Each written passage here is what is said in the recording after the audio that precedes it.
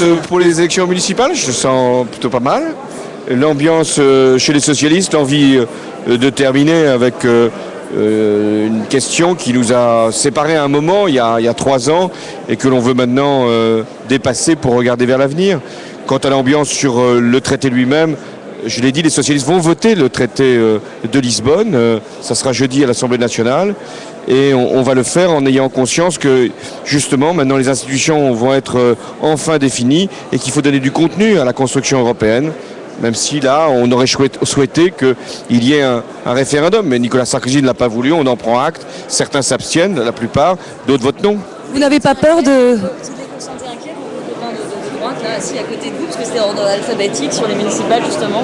Je ne les sentais pas inquiets sur le traité, mais je les sentais un peu plus inquiets sur la manière dont ils vont être traités par les électeurs dans quelques semaines. Oui, je les ai sentis, suite notamment à l'élection de notre amie Françoise Vallée à Chartres, aux bons résultats que nous avons fait dans les Hauts-de-Seine, aux sondages qui sortent en ce moment, qui sont très bas pour Nicolas Sarkozy, plutôt convenables pour les socialistes dans les duels municipaux.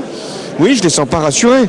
Mais moi, à leur place, je ne serais pas non plus rassuré parce que quand on a fait une campagne sur le pouvoir d'achat et qu'il n'y a pas de pouvoir d'achat, c'est quand même normal que les électeurs vous rappellent à vos engagements. Mais est-ce que vous ne redoutez pas de donner un signal contradictoire à votre électorat entre le vote d'aujourd'hui et celui qui aura lieu mercredi à l'Assemblée? Non, je pense que notre électorat comprend parfaitement qu'il faut voter oui à ce traité de Lisbonne.